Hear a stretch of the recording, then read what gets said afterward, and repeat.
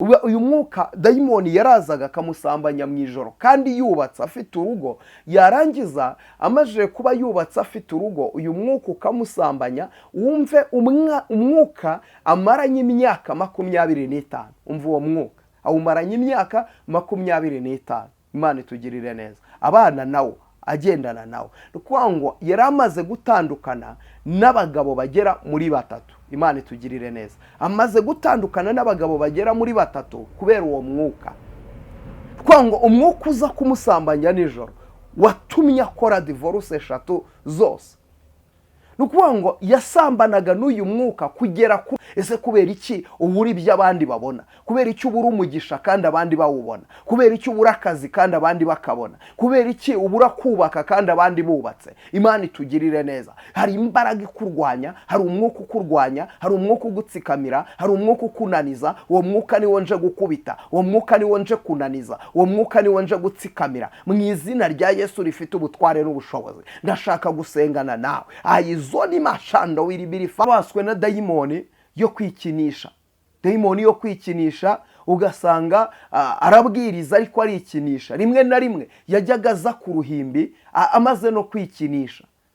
Yari dayimoni yamubase, yarabaswe n'ikintu cy'umwuka wo kwikinisha. Uyu mwuka waramubase akajya atubwira ati mana yanjye, mana yanjye, ibindi byose mbikizwaho, ibindi byose mbikiranukaho, ariko iki kintu cy'abantu banini baramwubaha, bamwita dadi, bamwita profete, bamwita umunyamavuta, ariko uyu munsi afatirwe muri rogi yagiye gusambana n'umwana mutoya utabasha ukuri kuvuga ati se uyu nguyu yararushije iki umugore wewe. Kandi nyamara arabwiriza, nyamara arahanura, kuko karande ntikubuza kujya mu ijuru. Karande ntizakubuza kujya mu ijuru, kuko karande si icyaha. Karande ntabwo ari ikintu umuntu yikururira. Karande ni ikintu uvuka ukakisangamo.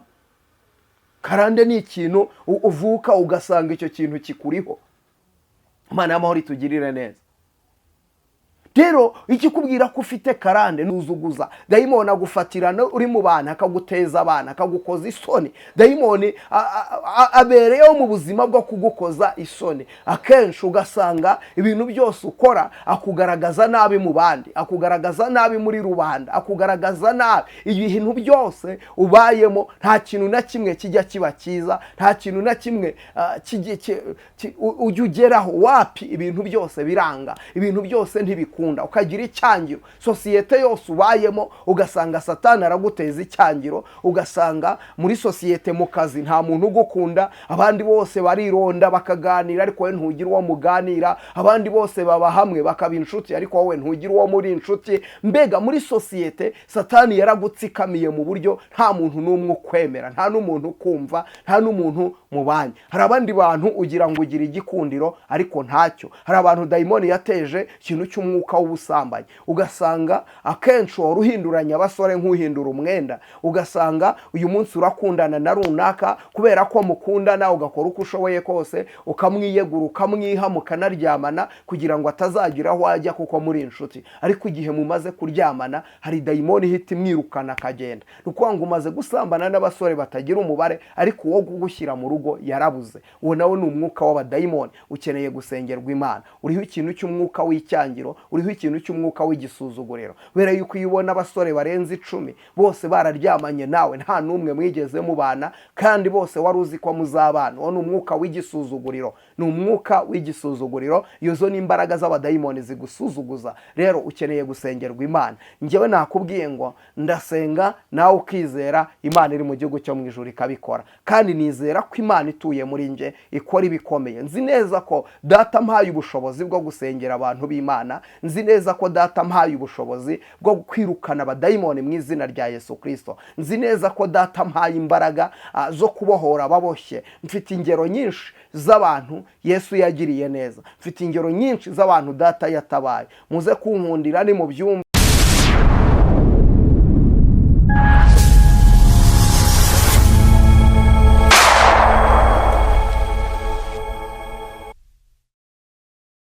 Yesu ashimwe. Reka ngusuhuze nkwifurize amahoro y'Imana aho uherereye hose. Nkubwire ngo igitondo cyiza niba aho uherereye ari mu gitondo. Nkubwire ngo umugoroba mwiza niba aho uherereye ari nimugoroba. ngiye gusuhuza ni mwene so Prophet Emma, ndagusuhuje nkwifuriza amahoro y'Imana. Iyi ni ya saha yo kubohoka. Nje kuvugana nawe ibintu bikomeye ku buzima bwawe. Hari ibintu tuje kuganira duhereye ku kiganiro twakoze ubushize. Nababwiye ibintu 7, hari inzozi 7 wibonaho. Izo nzozi 7 wazibonaho ukamenya yuko ukwiriye gusenga cyane. Izo nzozi 7 wazibonaho ukamenya yuko ukwiriye kuba bugufi bw'Imana. Izo nzozi twarazibonye, narazibasobanuriye, ariko uyu munsi ndashaka tuzigarukeho imwe kuri imwe. Tuzagenda tuvuga imwe kuri imwe ko nabazibabwiye, ariko none ndababwira nti ningaruka nzaza dusobanure izo nzozi. Niturangiza twibaze tuti ese birashoboka ko umuntu usenga ashobora kugira karande? Ese birashoboka ko umuntu usenga ashobora kugira umuvumo? Ese uyu munsi abazimu n'abadayimoni batandukaniye hehe? Ikindi cyongeyeho, karande ubundi ni iki? Imana y'amahoro itugirire neza. Akenshi wumva abantu bavuga karande, kumva abantu baravuga karande, kumva abantu baravuga ngo uriya afite karande, ariko nyirizina karande ni iki? Imana y'amahoro itugirire neza. Kadutangire dusenga Imana, hanyuma nze tugaruke tuganira. Data, ndagushima kuri Imana igira neza, ndagushima kuri Imana yumva gusenga, ndagushima kuri Imana ibohora, ndagushima kuri Imana ibeshaho. Icyubahiro ni kibi cyawe. Nkundira mwami aka kanya uze wururu kubane nange muri iki kiganiro. Ntaba ari nge, ahubwo izina ryawe ari ryo rishyirwa hejuru. Reka ibyo mvuga mbivuge mbivugishijwe nawe, kandi mvuge nyobowe n'umwuka wawe, nyobowe n'imbaraga zawe. Ntaba ari nge, izina ryawe ryo rishyirwa hejuru. Umuntu wese unkurikiye abohokere muri iki kiganiro. Urakoze, ni mu izina ryawe ryera Yesu Kristo, amen. Ndashaka rero tuganire cyane cyane, nari navuze ku bintu biba ku buzima bw'umuntu. Imana y'amahoro itugirire neza. Hari inzozi twari twavuzeho, izo nzozi tuzivugaho uko ari 7. Zari 7 nizo twari twavuze. Ndagira ngo tugaruke kuri izo nzozi twongere tuzibukiranye. Imana y'amahoro itugirire neza. Twongere tuzibukiranye kugira ngo izina ry'Uwiteka rihabwe icyubahiro. Ndagira ngo turebe izo nzozi uko twari twazivuze. Twari twabonye inzozi, kurota urya mu ijoro, kurota uganira n'abapfuye. Imana y'amahoro itugirire neza. Twabonye kurota urya mu ijoro. Cyane cyane hari abantu bakunda kuryama ukarota urimo urarya inyama z'abantu bapfuye. Ukiryama ukabona urimo urarya ibinyama byaboze, ukabona urimo urarya ibintu nawe ubwawe utazi. Rero akenshi ibintu turota mu nzozi rimwe na rimwe biba bifite ahantu bitwerekeza, biba bifite ahantu bituganisha, biba bifite icyo bishaka gusobanura mu buzima bw'umuntu. We ntago wabasha kubisobanukirwa, ariko Imana ibasha kwerekana ikintu kimwe mu buryo bumwe cyangwa ubundi, cyane cyane mu nzozi bikunda kugaragara. Rero hari abantu bakunda kuryama ukarota urimo urarya, ukarya kandi ukabona nturimo urarya ibintu bisanzwe. Rimwe na rimwe ubona urimo urarya inyama z'abantu. Rimwe na rimwe hari n'abarota barimo bararya inyama zaboze, barimo bararya ibintu bidasobanutse. Icyo ni ikimenyetso cy'uko harimo barakuroga mu buzima bwa buri munsi. Barimo barakuroga. Ukeneye gusenga Imana cyane, ukeneye kuba imbere y'Imana, ukeneye kuba bugufi bw'Imana. Twabonye undi muntu mu ijoro ukaganira n'abantu bapfuye. Ubundi ijambo rirambwira ngo iyo umuntu ari muri Kristo Yesu aba abaye icyaremwe gishya, ibya kera biba bishize. Iyo umuntu ari muri Kristo Yesu aba abaye icyaremwe gishya, ibya kera biba bishize. Bivuze iki rero? Bivuze ko umuntu uri muri Kristo Yesu aba ari icyaremwe gishya, ibya kera biba bishize. Umubiri utuwemo na Yesu, umubiri Yesu atuyemo, ntabwo abadayimoni bajye bawuturamo. Iyo tuvuze karande ntigiba ku muntu wakijijwe by'ukuri. Imana itugirire neza. Umuntu wakijijwe by'ukuri, Bibiliya iravuga ngo ababaye icyaremwe gishya. Bibiliya iravuga ngo ababaye icyaremwe gishya kubera ko aba yarakijijwe. iyo ukijijwe bibaye icyaremwe gishya. Mu kuba icyaremwe gishya rero ubu ni ukuvuga ngo za karande zo mu miryango y'iwanyu ntizongera kugukurikirana, kuko ntukibarizwa muri cya gisekuruza cyo mu muryango y'iwanyu. Ni ukuvuga ngo wabaye icyaremwe gishya rwose, ni ukuvuga ngo warahindutse rwose, ni ukuvuga ngo wabaye umuntu mushyashya. Noneho rero za karande z'iwanyu ntabwo zongera kugukurikirana. Ese karande zigukurikirana ryari? Ikintu cyongera kubyutsa karande mu buzima bwawe ni icyaha. Kandi tugirire neza, buriya ukijijwe ukagumya ukabana n'Imana, ntiwongere gusubira inyuma, ntiwongere kujya mu byaha, ntawe wahurira na karande. Ariko kubera ko abantu turi abanyantege nkeya, usanga umuntu uyu munsi arakizwa gusambana, ariko akamara ukwezi atabikora, abiri atabikora, atatu atabikora, ejo ukazasanga wasubiye mu ntege nkeya. Urakizwa kubeshya, ejo ugasanga wabeshye. Ni ukuvuga ngo ikintu umukomisiyoneri wa karande ku buzima bw'umuntu ni icyaha. Mani tugiriye neza. Iyo tuvuze karande rero ni iki? Karande ni ikintu kiba ku buzima bw'umuntu ariko gituruka mu bisekuruza. Mu bisekuruza ugasanga mu muryango w'iwanyu baraterekeraga, hari ibintu baterekeraga, ugasanga ibyo bintu baterekeraga bakabandwa, bakabihererekanya bikaba ibisekuruza n'ibisekuruza. Ugasanga papa wawe yagiraga akageso ko gusambana, ugiye kureba wasanga yari afite abagore barenze umwe, bari muri batatu, bane, batanu, batandatu. Nawe uyu munsi wihana ikintu cyo gusambana cyarakunaniye, uyu munsi urabyihana, ejo ukabyihana, ejo ukabyihana, bikanga. Karande ikaba iri mu buzima bwawe. Ni ukuvuga ngo ugasanga mama wawe yashatse yishingiye, nawe wagerageje gukoresha ubukwe byaranze, amahirwe ubona nayo kwishingira. Mama wawe yashatse yari yarabyariye mu rugo, ariko ugiye kureba nawe usanga uyu munsi wamaze kubyarira mu rugo. Hari n'abantu bagira karande z'uburwayi, ugasanga mu muryango habamo karande, ugasanga umuntu wo mu muryango we wanyu yanduye sida, umukurikiye arwara sida iramwica, n'undi umukurikiye arwara sida iramwica. Ugasanga mu muryango abantu nk'icumi b'inkurikirane barwaye sida. Ugasanga mama wawe yarwaye umutima, n'undi umukurikiye nawe arwara umutima, mbega ugasanga ni uruhererekane. Hari noneho na karande ziba mu buzima bw'abantu, ugasanga mu buzima bwa buri munsi abantu mama wawe yabyaye atinze, nawe ushatse ubyara utinze, n'undi ugukurikiye abyara atinze. Noneho ugasanga ni ikintu cy'uruhererekane kiba muri famiye.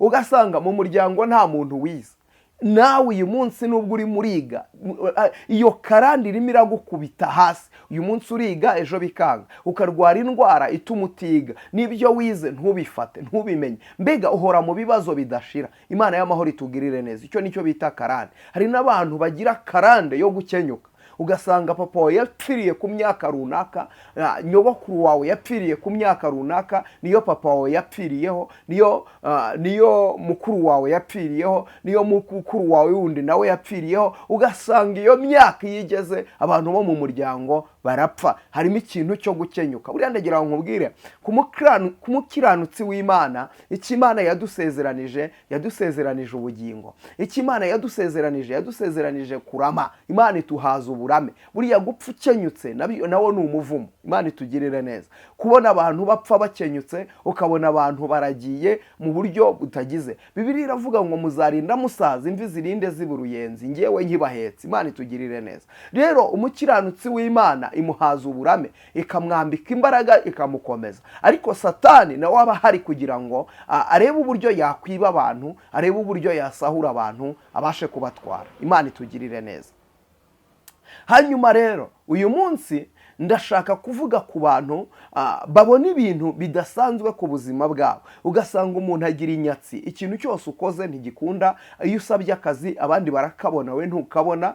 Iyo udepoje abandi barabahamagara, we ntibaguhamagara. Iyo ugiye gucuruza abandi barunguka, we ntiwunguka. Ni ukuvuga ngo warashatse urubyaro urarubura. Imana y'amahoro itugirire neza. Wagiye mu kazi, abandi barabazamura, we ntuzamuka, uhora kuri rev imwe. Ni ukuvuga ngo urakora, amafaranga ukorera nta kintu yakumarira, ufite dayimoni kurwanya. Ndashaka kuvuga rero ku bantu babaye mu miryango baterekera, mu miryango baraguza. Imana itugirire neza. Wabaye mu miryango baterekera, ukaba mu miryango baraguza, akenshi muri ubu buzima usanga izo mbaraga zikigukurikirana, kuko mu mibereho ya nyabingi, nyabingi ntiyabagaho idafite umusigire. Ni ukuvuga ngo uwabaga afite ibyo bintu, afite izo mbaraga za nyabingi azifite, ari we uziyoboye, aba ari we uzigenga, ari we ubana nazo, izo mbaraga yaraziyoboraga, izo mbaraga akazitwara, izo mbaraga zikagenda, ariko nanone akagira undi muntu azimurikira igihe azaba atakiriho, uwo bazakomezanya. Ni ukuvuga ngo bagiraga uwo babiraga bakagira uwo babiha, icyo bitaga kukumurikira nyabingi. Noneho mu Kinyarwanda cyiza ukitwa umugirwa wa nyabingi. Aho niho bafataga umwana w'umukobwa bakavuga ngo bamushyingiye nyabingi. Uyu mukobwa washyingiwe nyabingi, ni ukuvuga ngo usanga urasenga, ariko hari imbaraga zikuboshye z'uko washyingiwe nyabingi. Imana itugirire neza. Ibi ngibi ndimo mvuga, akenshi iyo tubivuga hari abantu bavuga ngo ariko ngo mwagiye muvuga Yesu, ngo mwagiye muvuga imbaraga z'Imana, ngo mwagiye muvuga imirimo y'Imana. Akenshi sinshidikanya ko nawe Satani agutuyemo. Iyo uvuga gutyo Satani aba agutuyemo. Kubera iki? Impamvu Satani agutuyemo nta bwami bwirwanya. Ahangaha ntabwo turimo turamamaza ubwami bwa Satani, ahubwo turimo turavuga ububi bw'izi mbaraga z'umwijima. Impamvu udashaka ko tubivugaho ni uko udashaka ko bimenyekana. Impamvu udashaka ko tubivugaho ni uko udashaka, muri we hari ikintu kiri muri wowe, iyo tubivuze birakurya, amatwi arakurya, uba wumva amatwi akurya, uba wumva muri wowe injereri zirimo, uba wumva bitakuryoheye, ugashaka yuko rero tudakora kuri icyo kintu kikurimo, bera yuko birakubangamira. Rero ni ukuvuga ngo hari ikintu kikwiriye kukumenyesha yuko uboshye. Akenshi niba wumva ijambo ry'Imana ukumva amatwi arimo arakurya, ni ukuvuga ngo kandi usenga ntabwo urakizwa, nturagera ku musaraba. Akenshi umuntu usenga iyo yumvishije ijambo ry'Imana aho riri atega, iyo yumvishije ijambo ry'Imana aho riri atega amatwi, sibyo? Nanone iyo ushaka gukira indwara, iyo ndwara bayivuze ukumva urayifite, utega amatwi, ntabwo ubirwanya, ahubwo utega amatwi. Iyo utangiye kubirwanya rero ntabwo ushaka gukira iyo ndwara. Iyo ushaka gukira indwara urayirata. Imana itugirire neza. Rero hari igihe tuvuga kuri izi mbaraga zitsikamira abantu, kandi zirahari. Zirahari. Hari abantu basenga ariko bafite karande. Hari abantu baririmba ariko bafite karande. Hari n'abashumba bafite karande, kuko karande ntawe itinya, karande ntawe itagera, sibyo? Kuba warize amashuri menshi ukaminuza ntibyabuza karande kukugeraho. Kuba wurira indege, karande murayurirana. Karande yurira indege. Ugura itike yo ntigura itike, kandi karande winjira mu ndege mwinjiranye. Karande wambara agatimba nayo ikaza ikajyamo. Mana y'amahoro itugirire neza. Karande ushinga bizinesi ukayishinga ufite karande. Ubu uri pasiteri ukabwiriza umuriro ukaka, ariko ukaba ufite karande. Reka nkubwire aba bantu bafite karande, uzasanga muri uyu munsi, muri iyi minsi umurimo w'Imana ugaragaza ko abantu bafite karande. Aba bantu bafite karande, hari ibintu biri ku buzima bwabo, biri ku buzima bwabo. Mana y'amahoro itugirire neza. Hari umupasiteri narinzi, yari yarabaswe na dayimoni yo kwikinisha.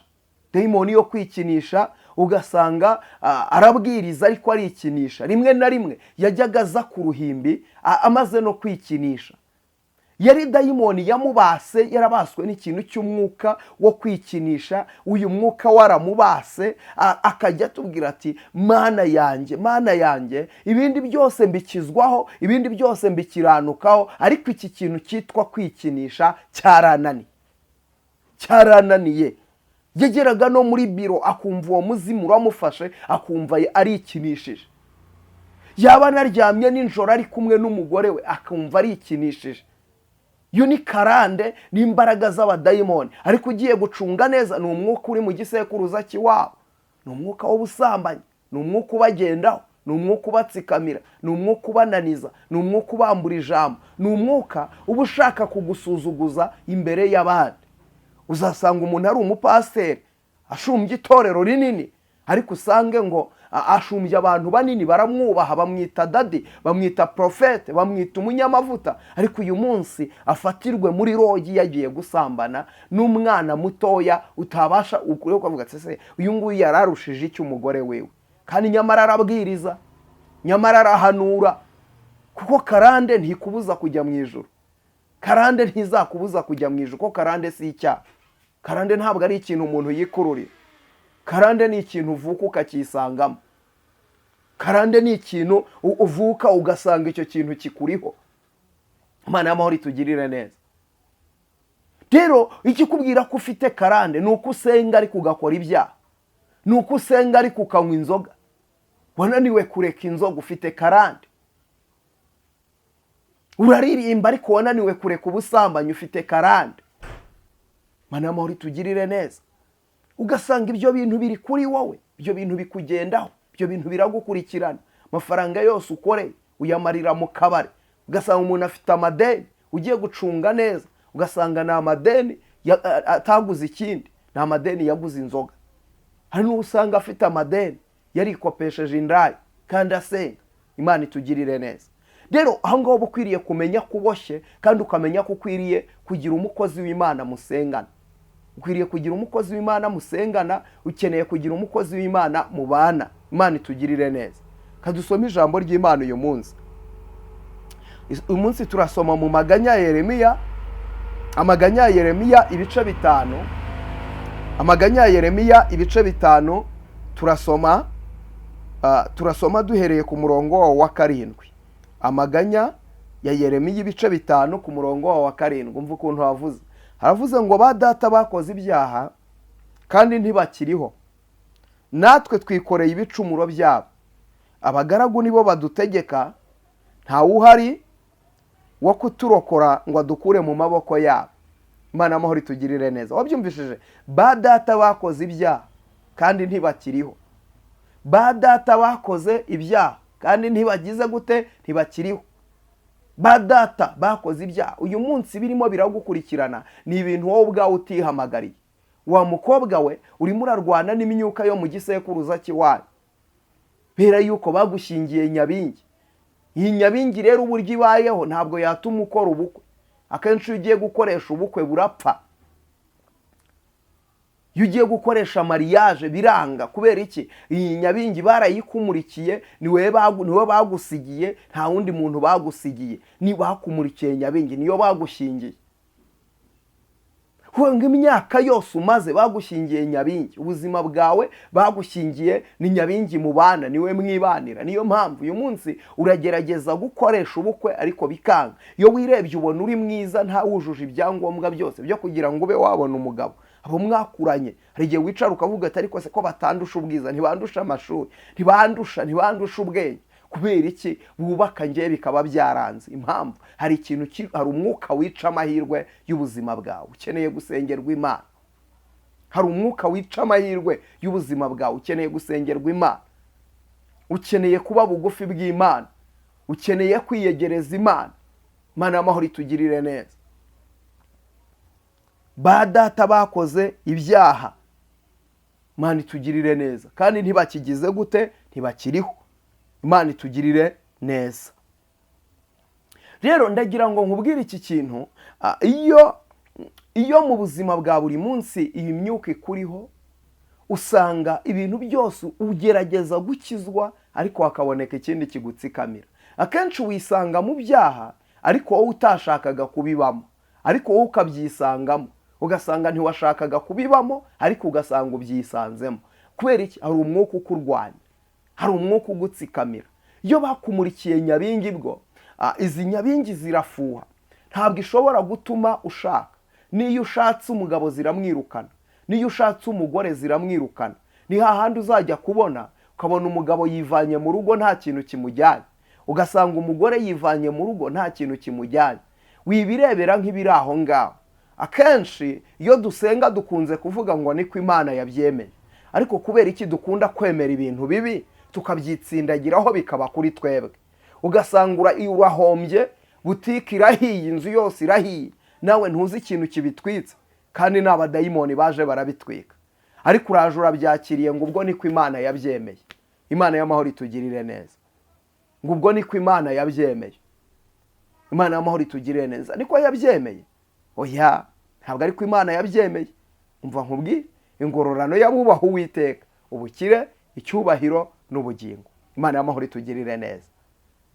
Nukuvuga ngo izo nizo ngororano z'abubaha Uwiteka. Yesu yabwiye Petero aramubwira ngo mukiri mu isi muzakubirwa inshuro 100, ariko ibirenze kuri ibyo ari uguhabwa ubugingo buhoraho.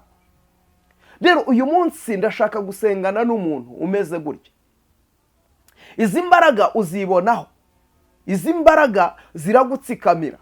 Nta kintu ukora ngo cyemere, nta kintu ukora ngo kigende, ibintu byose ugiyemo biranga, ibintu byose ugiyemo birapfa. Iyo ugiye gusaba akazi abandi barakabona wowe ukakabura.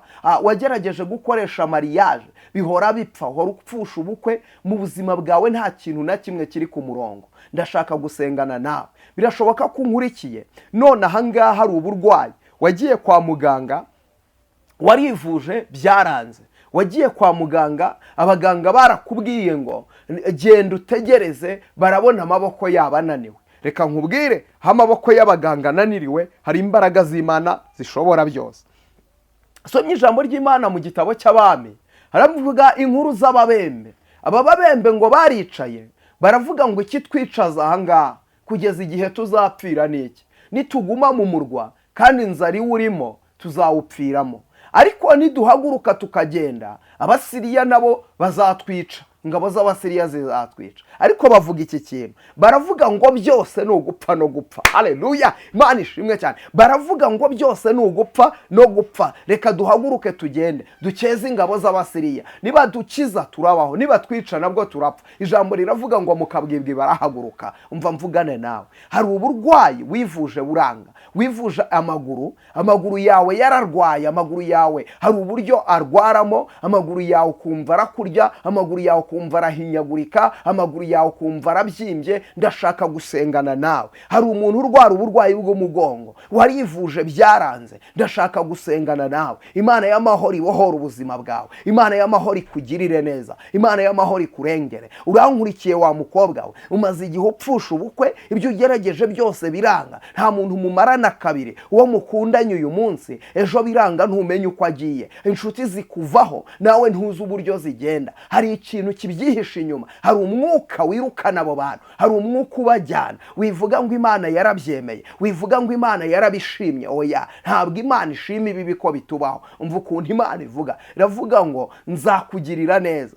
Iyo uvuze ngo nzakugirira neza, imvugo y'Imana ingana n'iki ikoze? Imana itugirire neza. Ariko Satani we ahora ahari kugira ngo atsikamire umugambi w'Imana ku buzima bwawe. Umugambi w'Imana ni uwo kukugirira neza, kuko Bibiliya ivuga ngo nta kigore kizabura ikigabo cyacyo. Imana itugirire neza. Ese kubera iki ubura ibyo abandi babona? Kubera iki ubura umugisha kandi abandi bawubona? Kubera iki ubura akazi kandi abandi bakabona? Kubera iki ubura kubaka kandi abandi bubatse? Imana itugirire neza. Hari imbaraga ikurwanya, hari umwuka ukurwanya, hari umwuka ugutsikamira, hari umwuka ukunaniza. Uwo mwuka niwo nje gukubita, uwo mwuka niwo nje kunaniza, uwo mwuka niwo nje gutsikamira. Mu izina rya Yesu rifite ubutware n'ubushobozi, ndashaka gusengana nawe. Izo ni mashando wiribirifa. Ndumva hari amavuta Yesu ampaye yo gusengera abarwayi, hari amavuta Yesu ampaye yo gusengera abantu bakabohoka mu izina rya Yesu Kristo umwami w'amahoro. Reka nkubwire, hari ibintu bitatu bituma karandi iva ku buzima bwawe. Icyambere ni ugukizwa neza. Imana itugirire neza. Nubwo dusengana ariko uza gusenga witeguye ko uri buze kwemera kondisiyo yitwa gukizwa neza, kuko iyo udakijijwe neza abantu baragusengera, dayimoni zikakuvamo, ariko iyo ugeze hariya barongera bakagusubiramo. Kubera iki? Dayimoni aba mu mubiri w'umuntu udakijijwe, ariko iyo umajije gukizwa abadayimoni baraguhunga. Iyo umajije gukizwa abazimu bava ku buzima bwawe. Rero ukizwa neza, Imana ikaguhindurira amateka. Rero ndashaka gusengana nawe aho waba uherereye hose. Birashoboka ko unkurikiye none ahangaha uri hano mu Rwanda, warivuje, hari uburwayi warwaye burakunanirana neza, warivuje biranga, waragerageje biranga. Ndimo nsenga ndagira ngo nkubwire, hari umuntu mperutse gusengana nawe. Imana y'amahoro itugirire neza. Uyu muntu yararwaye uburwayi bw'amaguru. Imana itugirire neza. Aya maguru yarayamaranye igihe kinini, aya maguru akabyimba, ariko yajya kwa muganga ngo bagasuzuma bakareba bakabona nta burwayi burimo. Imana itugirire neza. Ukajya kwa muganga akabona nta burwayi burimo, bakamuha imiti ariko ntibikunde. Imana itugirire neza. Arazenguruka amavuriro yose biranga, ndetse yemwe ngo ageza n'ubwo ajya mu bapfumu. Imana itugirire neza. Biranga neza neza, amara imyaka 6 abana n'ubwo burwayi. Imana y'amahoro itugirire neza. Ariko umunsi yanyumvisha araza arambwira ati, mukozi w'Imana, nsengera Imana, numvishije uvuga ku byo gusenga, numva uvuga ku by'uburwayi, kandi nanjye ndarwaye. Wavuze ku barwaye amaguru, numva ni njye urimo uravuga, none ndaje ngo nsengera Imana. Uyu muntu yaraje dusengana Imana, twasenganye Imana. Imana ihishura ahantu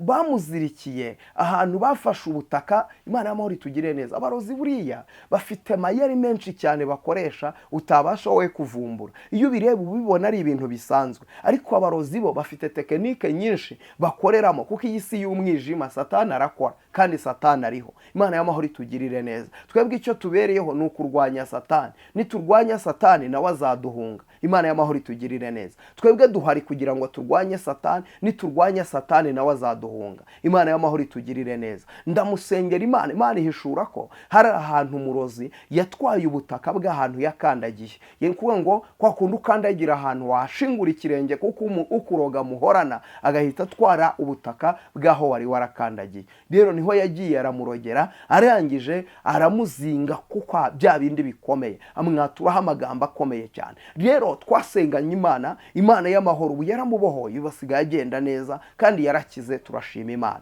Izina ry'Uwiteka nirihabwe icyubahiro, icyubahiro kijye kigarukira data ibihe byose. Imana y'amahoro itugirire neza.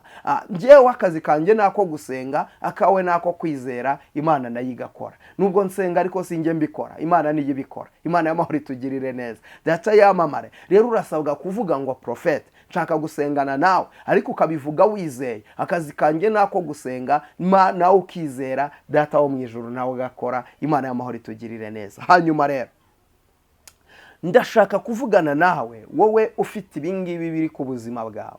Ibintu byose urabikora bikanga, ibintu byose ugerageje kujyamo ntibikunda, ugerageza kujya gucuruza bikanga, ugerageza kujya mu kazi bikanga, ugerageza kujya gushaka bikanga, niyo uhinze ntiweza. Hari imyuka iri ku buzima bwawe, batongereye ubuzima bwawe. Nshaka gusengana nawe. Nyandikire kuri iyo nimero uri bubone kuri screen yawe, unyandikire umbwire ngo prophet, ndashaka gusengana nawe. Nzi neza ko Imana izabahora ubuzima bwawe, kandi nzi neza ko Imana izakugirira neza. Nzi neza ko Imana izakubambira amahema. Izina ry'Uwiteka nirihabwe icyubahiro. Hanyuma rero uyu munsi ndashaka kuvuga, ubushize nari nayivuzeho ko nzayigarukaho, iki kintu cy'abantu bagira abantu babasambanya mu ijoro. Imana itugirire neza. Ugira ikintu cy'umwuka w'abantu bagusambanya mu ijoro. Imana itugirire neza. Hari umuntu umerutse gusengana nawe, yari afite uyu mwuka. Imana itugirire neza. Uyu mwuka wari waramuhugije neza neza.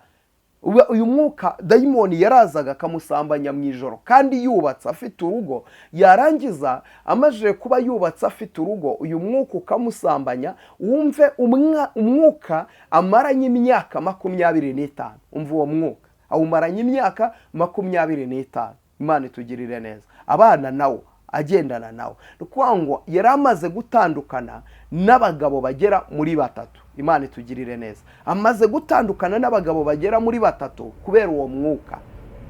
Nukuvuga umwuka uza kumusambanya nijoro watumye akora divorce 3 zose. Nukuvuga yasambanaga n'uyu mwuka kugera ku rwego ageraho akiyumvamo uwo mwuka, ntihagire umugabo umunyura, ndetse akageraho akumva nta n'uwo ashaka. Ndetse yagira ngo aryamanye n'umugabo we bino bisanzwe, wa mugabo we bashakanye, yarangiza akumva arababara ndetse akanaruka, byanageraho umugabo bagashwana. Dore ikintu kiba kuri izi mbaraga z'abadayimoni. Iyo ufite uyu mwuka, baba barakumurikiye nyabingi, baba baragutanzemo ibitambo, baba baragushyingiye abadayimoni. Iyo ufite uyu mwuka w'inzozi, ujya kuryama ukabona uyu mwuka uje kugusamba, ugusambanya. Ndetse rimwe na rimwe hari n'igihe wumva uyu mwuka ko ugusambanya ukumva ubikora neza kurusha abantu bazima, ukumva nta wundi mwaryamana, ukumva wabaye koronike y'uwo mwuka, ni wowe wumva ari we mwahorana, ukumva ari we mwaryamana. Akenshi ukunda kubona ari imyuka utazi, ari ibintu udasobanukiwe, ari ibintu utabona neza, ari ibintu utarimo ureba, utarimo usobanukirwa. Imana itugirire neza. Rero dusengana Imana n'uwo muntu yari amaze gutandukana n'abagabo batatu, kugeza kandi ari we wifatira icyemezo cyo kuvuga ngo sinshaka kubana namwe, agatandukana nabo. Igihe kikazagera kumva arashaka kongera gushaka, yarangiza nabwo akongera akabirukana. Igihe kikazagera kumva arashaka kongera gushaka. Dusenga Imana, tugisengana mwuka w'Imana arampishurira. Haleluya! Hashimwe Imana ihishura, hashimwe Imana igaragaza ibyo abantu batabasha kubona. Imana itugirire neza. Hashimwe Yesu ujye ubasha kugaragaza ibihishwa ahantu. Imana ishimwe. Yesu ajya ahishura, arampishurira, anyereka ko mu muryango w'iwabo bari bafite icyo bita nyabingi. Ndangije mwuka w'Imana ampishurira ko yajyaga ajyana na se mu kazu k'ibyatsi. Imana irakanyereka, irakamishurira. Ndangije ndamubaza nti reka dusubire inyuma ukiri umwana, ese wajyanaga na papa wawe mu kazu k'ibyatsi? Arambwira ngo yego. Ndangije Imana irambwira ngo aho niho papa we yamutambiye, amumurikira nyabingi, avuga ko azaba umugore wa nyabingi ibihe byose. Twagerageje gusengana, tunagisengana, nyabingi zivugira muri we, abo badayimoni bamuvugiramo, baravuga bati witwirukana kuko nta handi dufite ho kujya, uyu niwe baduhaye. Ariko turasenga ngo igihe cyose aba badayimoni nibo birukanaga abagabo. Umuvugishije wese bageragezaga kumwirukana, ubuvugishije wese bageragezaga kumumukuraho. Kubera iki? Iyi mizimu cyangwa aba badayimoni aho bari barafuha, aho bari ntago bashaka ko hari undi wababangikanya nawe. Ni abantu bikunda kandi bakumva ko aho ariho bakwiriye kuba, kandi bakumva ko ariho bakwiriye gutura. Ukabona umuntu arimo aragenda ukagira ngo ni muzima, ariko nyirizina yarashize. Ndetse niyo ugiye kureba mu buryo bw'umwuka, usanga ubonana nabo, ukabana nabo, ugasambana nabo, kandi ugasanga wabyariye abadayimoni. Ibi ntibiba ku badamu gusa, biba no ku bagabo. Hari abagabo bashingiye abadayimoni, babamurikira nyabingi. Ni ukuvuga ngo ntago bashobora kubaka, nabo bahora basenya. Aba bahora basenya, iyo bubatse ingo zirasenyuka, iyo bubashatse abagore ntibabana, mu ngo zabo usanga hahora umwiryane, nta kumvikana kuhaba, nta mahoro ashobora kuhaba. Igihe cyose usanga hahora umwijima mu rugo rwabo. Kubera iki? Ni ukuvuga ngo ni umwuka w'abadayimoni, niwo bagushingiye, niwo mugomba kubana. Nta kintu ushobora gukora ngo gikunde ukeretse uwo mwuka mugikoranye, keretse izo mbaraga z'abadayimoni arizo mugikoranye. Rero Imana y'amahoro itugirire neza, Imana y'amahoro twishimire. Reka mvuge kuri uyu mwuka. Ni umwuka mubi cyane iteka. Iyo uyu mwuka uwibonaho, menya ko ufite ikibazo, menya ko ufite ikibazo. Uyu mwuka uteza inyatsi, uyu mwuka uteza ubukene, uyu mwuka uteza indwara za hato na hato. Hari aho usanga iyo ufite uyu mwuka baraza bakaguca umugongo. Iyo ufite uyu mwuka akenshi usanga mu mutwe wawe bagira gutyo, ugasanga uhorana ibintu by'isereri, ugasanga ubwenge ntiburi ku gihe, ugasanga ibintu byose ukora biba bijagaraye. Kubera iki? Hari umwuka ugutsikamira, hari umwuka uri ku buzima bwawe. Ba data bakoze ibyaha kandi ntibakiriho, natwe turaha twikoreye ibicumuro by'ibyaha byabo. Abagaragu bo badutegeka, nta wo kuduhoza uhari. Imana y'amahoro itugirire neza. Rero hari n'abantu bawubona ari umwuka uje mu nzoka, ugasanga arimo arasambanywa n'inzoka, cyangwa se ikintu kiri mu ishusho y'inzoka, ugasanga ni ikintu kije, ukabona kiri mu ishusho y'inzoka, ukabona kirimo kiragusambanya. Imana y'amahoro itugirire neza. Hari n'uwo nigeze gusengera, yasambanaga n'iyo myuka, ariko afite umugabo, aza kubyara umwana, ariko abyara umwana uri mu ishusho y'inzoka. Uyu mwana n'amenyo ye naho yamurumaga, nuko byagendaga kose yarafurutaga. Imana itugirire neza. Za kumusengera Imana, munsi umwe yigeze amuruma ku ibere, arimo amwonsa. Amaze kumuruma ku ibere, ajya kwa muganga. Agiye kwa muganga bamupimye, bamusangamo ubumara bw'inzoka. Baramubaza bati, madamu, ese waba warumwe n'inzoka? Imana y'amahoro itugirire neza. Uyu mwana rero yari yaramubyaye ariko azi ko amubyaranye n'umugabo, ariko ari imbaraga z'imyuka mibi zabigizemo uruhare. Imana itugirire neza. Twasenze Imana, Imana iri mu gihugu cyo mu ijuru iramubohora. Ubu ngubu ndashima Imana ko atakibona iyo myuka. N'uwo mwana yaje gupfa, Imana iravuga ngo izamuha umwana mwiza. Ndashima Imana ko yamumuhaye. Imana y'amahoro itugirire neza. Hari ibintu bibaho mu buzima ugasanga wowe urabireba nk'ibintu bisanzwe, ariko mu isi y'umwijima imbaraga z'abadayimoni ziriho kandi zirakora, kandi Satani ntiyicaye.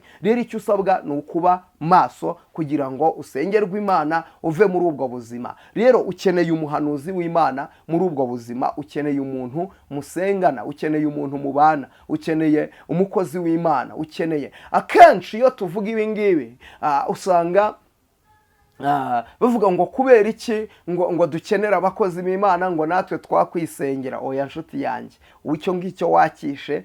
Ukeneye akanwa k'umutambyi, ukeneye akanwa k'uwasizwe, ukeneye umuntu uguhagurutsa, ukeneye umuntu kwaturaho amagambo, kubera yuko naho bakuzirikiye wazinzwe n'umuntu uzazingurwa n'undi mu izina rya Yesu. Umva ukuntu ijambo rivuga. Yesu ngo asanga Lazaro ngo abo ari mu gituro, arangije arasanga bashyizeho ibuye rinini cyane. Arabaza ngo ni bande barishyizeho? Aravuga ngo ni twebwe. Aravuga ngo ni muri kureho. Abashyize ibuye, Imana y'amahoro itugirire neza, abashyizeho ibuye ni nabo barikuyeho, byashyizweho n'abantu. Yesu umurimo akora ni uwo kukubohora. Yavuze arakubohora, ariko akoresha abantu. Rero amagambo bakwatuyeho wayatuweho n'abantu. Ukeneye undi muntu ukwaturaho amagambo yo kukubohora mu izina rya Yesu. Imana y'amahoro itugirire neza. Reka dusome ijambo ry'Imana, igitabo cy'ibyo ku ngoma za 2 ibice byaho 20. Haravuze ngo bukeye bwaho bazinduka kare mu gitondo, barasohoka bajya mu butayu bw'Itekowa. Bagisohoka Yehoshafati arahagarara aravuga ati, nimunyumve yemwe Bayuda namwe batuye i Yerusalemu, mwizere Uwiteka Imana yanyu. Imana y'amahoro itugirire neza. Mwizere Uwiteka Imana yanyu mubone gukomezwa, mwizere n'abahanuzi bayo mubone kugubwa neza. Imana y'amahoro itugirire neza. Mwizere Uwiteka Imana yanyu mubone gukomezwa, ariko mwizere n'abahanuzi bayo mubone kugubwa neza. Mu buzima bwawe rero ukeneye umuhanuzi. Mu buzima bwawe ukeneye umuntu w'Imana. Mu buzima bwawe ukeneye umuntu w'Imana. Imana itugirire neza. Mwizere Uwiteka Imana yanyu mubone gukomezwa, ariko mwizere n'abahanuzi bayo mubone kugubwa neza. Izina ry'Uwiteka nirihabwe icyubahiro. Ndashaka gusengana nawe wowe unkurikiye uri mu Rwanda, nshaka gusengana nawe. Birashoboka ko wankurikiye uri mu Burundi. Inshuti zacu z'Abarundi ndabasohoje mu izina rya Yesu. Nimugubwe neza, ndagize ntiyambo. Imana ibagirire neza. Uwiteka umwami w'amahoro abishimire. Uri mu Burundi cyangwa se uri muri Afrika, bari Zambia, bari Malawi, bari Mozambique, mwese ndabakunda. Hari bari muri Afrika y'Epfo, ngira inshuti zanjye. Imana y'amahoro ibampera umugisha. Hari n'abajya bankurikirana za Cameroon, ni benshi bakurikira iyi Prophet Emma, bakurikira ikiganiro cyo kubohoka. Iyi ni isaha yo kubohoka. Mu isaha yo kubohoka rero uzungukiramo byinshi. Imana y'amahoro itugirire neza. Rero Imana y'amahoro itugirire neza. Ndashaka gusengana nawe wabuze urubyaro. Imana itugirire neza. Ndashaka gusengana nawe wabuze urubyaro, umaze igihe kinini warivuje, wagiye kwa muganga nta kuntu utagize. Shaka gusengana nawe wagiye kwa muganga bagapima, bagasuzuma, bagasanga nta kintu na kimwe kikubuza kubyara, ariko ntabwo urabyara. Harimo imbaraga z'abadayimoni zituma utabyara. Ndashaka gusengana nawe. Nshaka gusengana nawe ubuzima bwawe buhora ari ubuzima bwo kwizengurukaho, n'ubuzima bupfuye. Nubwo aho uherereye hose, uri muri Canada, uri muri Amerika, uri Australia, uri mu Bubiligi, uri mu Bufaransa, uri mu Bwongereza, aho uherereye hose n'isi yose waba uherereyemo. Ndashaka gusengana nawe wa mukobwa we aho uri hose. Ndashaka gusengana nawe wa mumama we. Ndashaka gusengana nawe wa mugabo we. Hari imbaraga zigutsikamira, hari ibintu ubona ubona bidasanzwe biri kuri wowe. Urasenga ariko amasengesho ntazamuka. Hari n'umuntu nkurikiye iyo asenga mu buzima bwa buri munsi yumva hari ibintu bimutsikamiye. Zonima shando wiri birifai lelebotai. Hari ibintu wumva bigutsikamiye bikubuza kuzamura ijwi ngo usenge. Hari ibintu wumva bikwicariye. Hari ibintu wumva bikubuza amahoro. Hari umuntu nkurikiye ahora arwaye umutwe udakira. Uyu mutwe ntukira, warawivuje waranze neza neza. Ndashaka gusengana nawe. Hari umuntu nkurikiye akazura gafite ariko amafaranga uhembwa nta kintu akumarira. Uyabona ari mu bibazo, idayimoni yaguteje ikintu bita umwuka w'inyatsi. Shaka gusengana nawe. Imana y'amahoro itugirire neza. Ndashaka gusengana nawe. Hari uburwayi urwaye bwo mu nda ubumaranye igihe kinini cyane, warasenze ariko utagize byaranze, ariko ndashaka gusengana nawe. Izina ry'Uwiteka nirishimwe. Wowe fata iyo nimero ubona kuri screen yawe, unyandikira umbwira uti prophet ndashaka gusengana nawe. Imana y'amahoro itugirire neza. Ibyo biba bihagije mu isaha yo kubohoka. Urabohoka mu izina rya Yesu. Mbonye abantu benshi babohokeye muri iyi saha yo kubohoka. Imana itugirire neza. Mu isaha yo kubohoka rero urabona umugisha, mu isaha yo kubohoka urabona igitangaza cy'Imana. Ngiye kugana ku musozo ariko ndashaka guhanura. Ndashaka kukubwira ngo nta hantu habi hashoboka Imana itakuvana, nta n'ahantu heza hashoboka Imana itakugeza. Iringira Uwiteka umuhanga amaso. Hari ibintu ubona byagutsikamiye, hari ibintu ubona byakwicariye, hari ibintu ubona bigusuzuguza. Hari umwuka buryo uba ku buzima bw'umuntu ukaberaho kumusuzuguza gusa, ugasanga iteka uwo mwuka uberaho kugusuzuguza. Kandi iyo wirebye ubona udakwiye gusuzugurwa, ariko uyu mwuka uragusuzuguza. Iteka dayimoni agufatira nuri mu bantu akagusuzuguza. Dayimoni agufatira uri mu bantu akaguteza abana, akagukoza isoni. Dayimoni abereyeho mu buzima bwo kugukoza isoni. Akenshi ugasanga ibintu byose ukora akugaragaza nabi mu bandi, akugaragaza nabi muri rubanda, akugaragaza nabi. Ibintu byose ubayemo nta kintu na kimwe kijya kiba cyiza, nta kintu na kimwe ujya ugeraho. Wapi, ibintu byose biranga, ibintu byose ntibikunda, ukagira icyangiro. Sosiyete yose ubayemo ugasanga Satani araguteza icyangiro. Ugasanga muri sosiyete mu kazi nta muntu ugukunda, abandi bose barironda bakaganira ariko wowe ntugira uwo muganira. Abandi bose baba hamwe bakaba inshuti ariko wowe ntugira uwo muri inshuti. Mbega muri sosiyete Satani yaragutsikamiye mu buryo nta muntu n'umwe ukwemera, nta n'umuntu ukumva, nta n'umuntu mubanye. Hari abandi bantu ugira ngo ugira igikundiro ariko ntacyo. Hari abantu dayimoni yateje ikintu cy'umwuka w'ubusambanyi. Ugasanga akenshi wari uhinduranya abasore nk'uhindura umwenda. Ugasanga uyu munsi urakundana na runaka kubera ko mukundana, ugakora uko ushoboye kose, ukamwiyegura, ukamwiha, mukanaryamana kugira ngo atazagira aho ajya kuko muri inshuti. Ariko igihe mumaze kuryamana hari dayimoni ihita imwirukana akagenda. Nukuvuga ngo umaze gusambana n'abasore batagira umubare, ariko uwo kugushyira mu rugo yarabuze. Uwo nawe ni umwuka w'abadayimoni ukeneye gusengerwa Imana. Uriho ikintu cy'umwuka w'icyangiro, uriho ikintu cy'umwuka w'igisuzuguriro. Bere yuko uyibona abasore barenze 10 bose bararyamanye nawe, nta n'umwe mwigeze mubana, kandi bose wari uzi ko muzabana. Uwo ni umwuka w'igisuzuguriro, ni umwuka w'igisuzuguriro. Yozo ni imbaraga z'abadayimoni zigusuzuguza. Rero ukeneye gusengerwa Imana. Njyewe nakubwiye ngo ndasenga nawe ukizera, Imana iri mu gihugu cyo mu ijuru ikabikora. Kandi nizera ko Imana ituye muri nje ikora ibikomeye. Nzi neza ko data mpaye ubushobozi bwo gusengera abantu b'Imana. Nzi neza ko data mpaye ubushobozi bwo kwirukana abadayimoni mu izina rya Yesu Kristo. Nzi neza ko data mpaye imbaraga zo kubohora ababoshye. Mfite ingero nyinshi z'abantu Yesu yagiriye neza. Mfite ingero nyinshi z'abantu data yatabaye. Muze kunkundira ni mu byumva bantu mwagiriwe ubuntu n'Imana, Imana ikabagirira neza. Mutanga ubuhamya nyamuneka. Abantu bamenye ko Yesu agikora kandi bamenye ko Yesu agitabara. Imana y'amahoro ibahe umugisha. Nsoreje ahangaha. Reka dusenge Imana. Data mu izina rya Yesu Kristo, mu mbaraga z'amaraso ya Yesu, ayizoni mashando wiribirifai lelebotai mekotaya nini topevoniya. Imbaraga z'Imana zibohora. Nsengeye aba bantu bagirire neza Mwami Imana. Aba bantu babambira amahema, aba bantu bakingurira imiryango. Nirukanye imbaraga z'abazimu n'abadayimoni, nirukanye imbaraga z'umwijima mu izina rya Yesu Kristo. Ndasenya ibicaniro by'abarozi mu izina rya Yesu. Hari umuntu warunkurikiye arwaye yakire gukira. Hari umuntu warunkurikiye aboshye yakire kubohora. kubohoka. Hari iminyururu yari imuziritse, nimurekure mu izina rya Yesu Kristo. Natuye umugisha, natuye ubutsinzi, natuye imbaraga, natuye gukomera mu izina rya Yesu Kristo. Urakoze kugiye gukora ibikomere mu izina rya Yesu. Amen. Imana y'amahoro ibahe umugisha, Imana ibagirire neza. Niba utarakora subscribe, yikore inshuti yanjye, yikore. Imana iraguha umugisha, Uwiteka arakwishimira. Rero Imana y'amahoro ibane nawe, kandi ukore share, comment yawe ni ingenzi. Ubu butumwa busharinge bugere ku bantu benshi cyane. Imana y'amahoro iguhereza umugisha. Ibiganiro byacu nakagaruka, isaha yo kubohokayo ni ku munsi ukurikira. Imana y'amahoro ibahe umugisha. Shalom, shalom.